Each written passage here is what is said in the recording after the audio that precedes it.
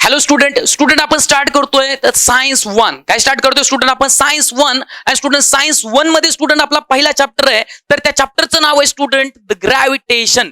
Student 10th स्टँडर्डच्या science 1 मध्ये पहिला चॅप्टर आहे स्टुडंट ग्रॅव्हिटेशन. तर ग्रॅव्हिटेशन हा खूप मोठा महत्वाचा वर्ड आहे स्टुडंट आपल्यासाठी. तर ग्रॅव्हिटेशन म्हणजे नेमकं काय ते पण आपण बघणारच आहोत. पण स्टुडंट त्याआधी आपण असं बघूयात की ग्रॅव्हिटेशन या चॅप्टर मध्ये ऍक्च्युली किती पॉइंट आहेत आणि काय आहेत ते पॉइंट. तर स्टुडंट किती पॉइंट्स आहेत ते आपण बघूयात.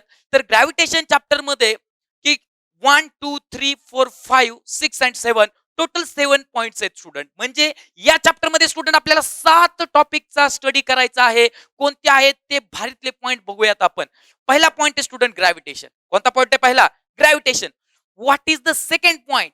स्टुडंट ग्रॅव्हिटेशन जो पहिला पॉइंट आहे स्टुडंट तेच आपलं चॅप्टरचं नाव आहे. तर ग्रॅव्हिटेशन बद्दल आपल्याला बोलायचं आहे. फक्त आपण स्टुडंट आता पॉइंटची ओळख करून घेतोय. तर पहिला पॉइंट म्हणजे स्टुडंट ग्रॅव्हिटेशन. दुसरा point circular motion and the centripetal force. Circular motion. तर स्टुडंट तुम्हाला माहिती आहे की सर्क्युलर मोशन म्हणजे नेमकं काय, की ज्यावेळेस स्टुडंट तुम्ही पाळण्यामध्ये बसता, कसा असतो स्टुडंट? Joint wheel. पाळण्यामध्ये बसता, त्या पाळण्याचा आकार स्टुडंट असा असतो आणि त्याला स्टुडंट ही असे डबे असतात. तर ह्या डब्यांमध्ये स्टुडंट तुम्ही बसता आणि स्टुडंट ते डबे अशा सर्क्युलर मोशन मध्ये फिरत असतात, वर्तुळाकार मोशन. तर त्याला आपण स्टुडंट म्हणणार सर्क्युलर मोशन. आणि दुसरं बघायचं स्टुडंट आपल्याला सेंट्रिपिटल फोर्स. तर सेंट्रिपिटल फोर्स काय आहे ते पण आपण बघणारच आहोत. तर स्टुडंट याच्यामध्ये सेंटर सेंटर असा शब्द आलेला आहे. म्हणजे स्टुडंट हा सेंटरच्या सेंटर हा जो काही फोर्स आहे तो सेंटरमुळे होत असावा, तसा त्याचा अर्थ आहे सेंट्रिपिटल फोर्स. नंतर तिसरा तो म्हणजे Kepler's laws. Student Kepler is a name of the scientist आणि त्यांनी स्वतःचे काही नियम मांडले आहेत, ते म्हणजे स्टुडंट केपलर्स लॉ. नंतर student fourth one Newton's law of gravitation. म्हणजे स्टुडंट सायंटिस्ट जो आहे famous popular scientist, name of the scientist is a Newton. त्या न्यूटनचे काही स्वतःचे नियम आहेत ग्रॅव्हिटेशन बद्दलचे. ग्रॅव्हिटेशन बद्दलचे स्टुडंट न्यूटनचे काही लॉज आहेत, तो आपला फोर्थ पॉइंट आहे. आणि student fifth point the acceleration due to. Student acceleration हे काय आहे आपण बघणारच आहोत. पण ऍक्सलरेशन कुणामुळे निर्माण होतोय? Due to due to due to म्हणजे त्यामुळे. कुणामुळे निर्माण होतो acceleration? Gravitational force of the earth. Gravitational force of the earth. बघा, ग्रॅव्हिटेशन पहिला पॉइंट आहे. पाचव्या पॉइंट मध्ये शिकायचे ग्रॅव्हिटेशनल फोर्स ऑफ द अर्थ. म्हणजे ग्रॅव्हिटेशनल हा एक फोर्स आहे आणि तो कोणाचा फोर्स आहे? अर्थ. अर्थ म्हणजे पृथ्वीचा फोर्स आहे हा ग्रॅव्हिटेशनल फोर्स. आणि त्याच्यामुळे काय तयार होतं स्टुडंट? तर ऍक्सलरेशन तयार होतं, ते आपल्याला पाहायचंय स्टुडंट. तो आपला पाचवा पॉइंट आहे. सहाव्या पॉइंट कडे जाऊयात आपण. Student sixth point is that the free fall. कोणता पॉइंट आहे student? Free fall. And the seventh point is the student escape velocity. Student hair is the seventh point is the escape velocity. एक गोष्ट तुम्ही student तुम्ही लक्षात घेऊ शकता की हा जो ग्रॅव्हिटेशन जो वर्ड आहे तुम्हाला इथं पाहायला मिळालं फिफ्थ पॉइंट मध्ये, ग्रॅव्हिटेशन हा वर्ड अर्थचा आहे. मग स्टुडंट ग्रॅव्हिटेशन वर्ड हा अर्थचा असू देत, पण काय आहे ग्रॅव्हिटेशन? तर ग्रॅव्हिटेशन हा एक फोर्स आहे, ते पण तुम्हाला पाचव्या पॉइंट मध्ये कळलेलं आहे. पण स्टुडंट एक गोष्ट नक्की आहे, gravitation is the word of the अर्थ. जर ग्रॅव्हिटेशन हा शब्द जर अर्थचा आहे तर अर्थ काय आहे, अर्थ कुठे आहे हे आपल्याला बघणं आवश्यक आहे. तर एक तुम्ही गोष्ट लक्षात घ्या स्टुडंट, सर्वात महत्वाची, ही जी काही सर्व आपली गॅलेक्सी आहे, आकाशगंगा आहे, सूर्यमाला आहे, तर त्या सूर्यमालेमध्ये स्टुडंट आपला सूर्य हा एक तारा आहे आणि ताऱ्याभोवती स्टुडंट ग्रह फिरतात. पृथ्वी आपला एक ग्रह आहे. तर स्टुडंट बऱ्याच वर्षापूर्वी किंवा सायंटिस्ट लोकांनी असं एक म्हणणं स्वतःचं मत मांडलेलं आहे की बघा, की एक मेन जो आहे स्टुडंट सूर्य, त्यालाच आपण काय म्हणतो स्टुडंट? सन. हा जो सन आहे, सन हा एक स्टुडंट तारा आहे. सन कोण आहे स्टुडंट? एक तारा आहे, स्टार आहे. सन इज अ स्टार. मग स्टुडंट सगळ्यांना सांगण्यात येते कुणाला म्हणायचं स्टार, कुणाला म्हणायचं तारा, की ज्या ज्या स्टुडंट एक गोष्ट लक्षात घ्या, हे जे आकाश आहे आणि त्या आकाशामध्ये जे काही गोल आहेत, ज्या गोलांना प्रकाश असतो त्याला आपण तारे म्हणतो. आकाशामधल्या ह्या सर्व स्टुडंट्स काय, आकाशामधल्या ज्या गोलांना स्वतःचा प्रकाश असतो स्टुडंट त्याला आपण स्टुडंट तारा म्हणतो. आणि सूर्य चमकतो, सूर्य चमकतो, चमकताना आपल्याला दिसतो, म्हणून स्टुडंट सूर्य हा एक तारा आहे. आणि ताऱ्याभोवती जे गोल फिरतात, ताऱ्याभोवती जे गोल फिरतात त्या गोलांना स्टुडंट आपण म्हणतो ग्रह. तर स्टुडंट ह्या सूर्याभोवती स्टुडंट अशा ज्या कक्षा आहेत त्या कक्षांमध्ये ग्रह फिरतात. तर स्टुडंट ही पहिली कक्षा, ही दुसरी कक्षा, ही तिसरी कक्षा, ही चौथी कक्षा, ही पाचवी, ही सहावी, ही सातवी आणि स्टुडंट ही आठवी कक्षा. अशा ज्या कक्षा आहेत, कक्षा गोल आहेत स्टुडंट, पण मी असं काढलेलं आहे. ओके, तर ऍक्च्युली एक कक्षा तुम्हाला काढून दाखवतो. तर ही कक्षा अशी आहे. तर स्टुडंट अशा 8 कक्षा आहेत. तर ह्या 8 कक्षांमध्ये ग्रह फिरतात. तर ते ग्रह कोणते? तर स्टुडंट पहिला जो ग्रह आहे तो म्हणजे आहे बुध. पहिला ग्रह कोणता आहे स्टुडंट? तो म्हणजे आहे बुध. दुसरा जो ग्रह आहे तो आहे स्टुडंट शुक्र. कोणता ग्रह आहे स्टुडंट? शुक्र. तिसरा जो ग्रह आहे तो आहे स्टुडंट पृथ्वी. स्टुडंट चौथा जो ग्रह आहे तो आहे स्टुडंट मंगळ. स्टुडंट नंतरचा त्यानंतर स्टुडंट आहे या ठिकाणी शनी. झाले 1 2 3 4 5 6. गुरु नंतर शनी आहे. शनी स्टुडंट मी या ठिकाणी अजून एक कक्षा शेवटच्या कक्षेमध्ये आहे स्टुडंट नेपच्यून. म्हणजे स्टुडंट या ठिकाणी ग्रह आहेत सगळे. अशा पद्धतीने स्टुडंट ग्रह आहेत. पहिला ग्रह आहे बुध, दुसरा शुक्र, तिसरा पृथ्वी. म्हणजे सूर्यापासून स्टुडंट 3 नंबरचा जो ग्रह आहे तो आहे पृथ्वी. आणि पृथ्वीला आपण इंग्लिश मध्ये म्हणतो स्टुडंट अर्थ. काय म्हणतो स्टुडंट? अर्थ. आणि हे अर्थचं ग्रॅव्हिटेशन आहे स्टुडंट. हे ग्रॅव्हिटेशन हा जो वर्ड आहे तो अर्थ बद्दलचा आहे. Gravitation it is a power, it is a force. कुणाचा फोर्स आहे? अर्थचा. तर अर्थ कुठे आहे स्टुडंट? तर सूर्यमालेमध्ये सूर्यापासून 3 नंबर ला जो ग्रह आहे तो आहे स्टुडंट पृथ्वी. तर सूर्यापासून ह्या पृथ्वीचं अर्थचं अंतर किती स्टुडंट? 14 कोटी म्हणजे 14 करोड. Okay, 96 lakh kilometre. म्हणजे बघा स्टुडंट 14 कोटी 96 लाख किलोमीटर स्टुडंट एवढं अंतर आहे सूर्य आणि अर्थ मध्ये, सन आणि अर्थ मध्ये. 14 कोटी 96 लाख. आणि सूर्यापासून निघालेली लाईट, निघालेला प्रकाश पृथ्वीपर्यंत येण्यासाठी स्टुडंट वेळ लागतो तो म्हणजे 8 मिनिट्स 8 मिनिटं 20 सेकंद 20 सेकंड. Okay, 8 minute 20 second.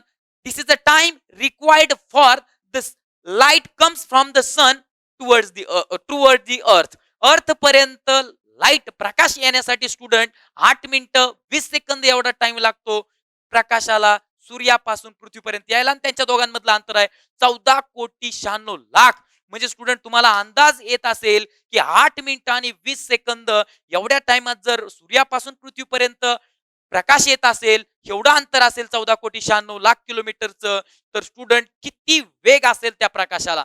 तुम्हाला माहिती आहे स्टुडंट साधं 75 किलोमीटर अंतर जर आपल्याला पार करायचं म्हणलं तर स्टुडंट खूप काही कालावधी लागतो. 2 तास लागतात 75 किलोमीटरला.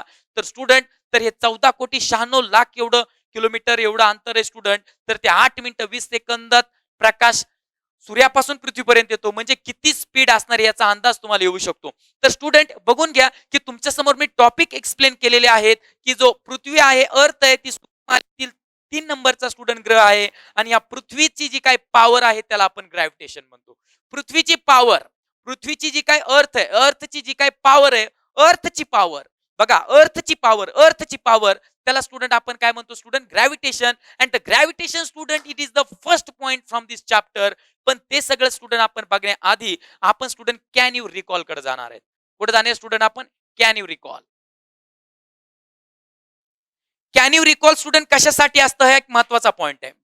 कॅन यू रिकॉल स्टुडंट यासाठी असतं की कॅन यू रिकॉल मध्ये जे क्वेश्चन्स असतात ते क्वेश्चन आपल्याला चांगले समजले तर स्टुडंट जो पुढचा जो पॉइंट आहे तो समजण्यासाठी आपल्याला खूप सगळी मदत होते.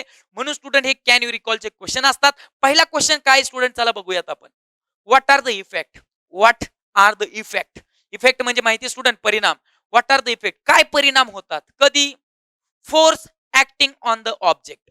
म्हणजे ज्यावेळेस फोर्स ऍक्टिंग म्हणजे लावणे, ज्यावेळेस फोर्स आपण लावतो ऑब्जेक्ट म्हणजे वस्तू, ज्यावेळेस आपण फोर्स लावतो एखाद्या वस्तूवर त्यावेळेस काय परिणाम होतात?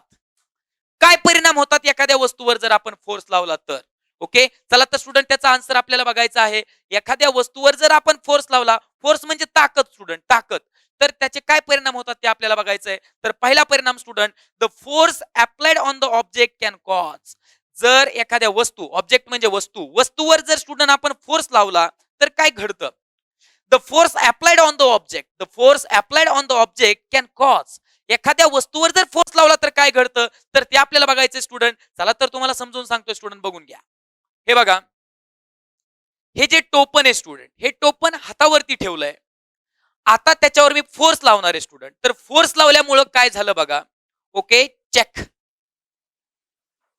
स्टुडंट म्हणजे हातावरची पोझिशन असणारी टोपनची ती आता दुसऱ्या जागी स्टुडंट टोपन गेलेला आहे. म्हणजे एका जागेवरून दुसऱ्या जागी गेलेलं आहे. तर ते डिस्प्लेसमेंट झालंय स्टुडंट. काय झालं? डिस्प्लेसमेंट. म्हणजे काय स्टुडंट, एखाद्या वस्तूवर जर स्टुडंट आपण जर फोर्स लावला तर डिस्प्लेसमेंट घडतं. हा पहिला परिणाम.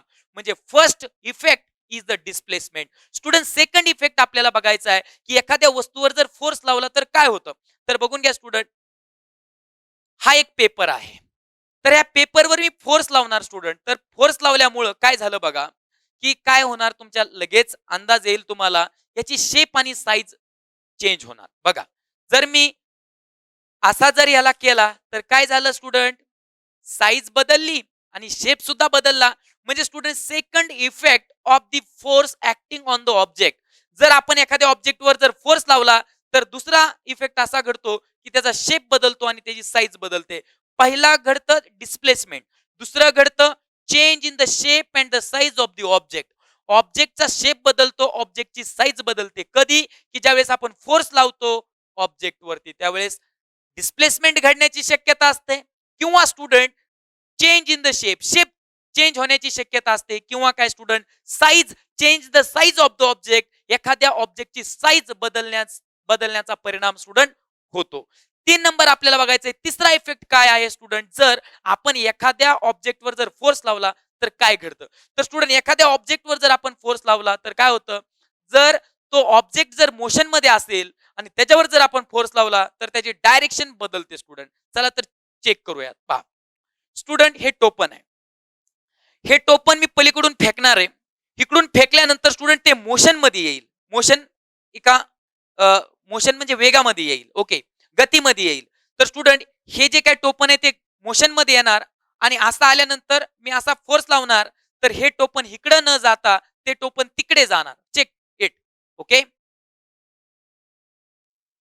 टोपन तिकडून इकडे येत होतं, मी इकडून फोर्स लावला, टोपनाची दिशा तिकडे झाली. म्हणजे student change the direction of the object. म्हणजे बघा, change the direction of the motion of the object. म्हणजे एखादा ऑब्जेक्ट जर मोशन मध्ये असेल तर त्याची डायरेक्शन चेंज होते. खूप महत्वाचं स्टुडंट. चला तर बघूयात, परत एकदा रिवाइज करूयात स्टुडंट, की काय इफेक्ट घडतात की ज्यावेळेस फोर्स ऍक्टिंग करतो आपण एखाद्या ऑब्जेक्ट वरती.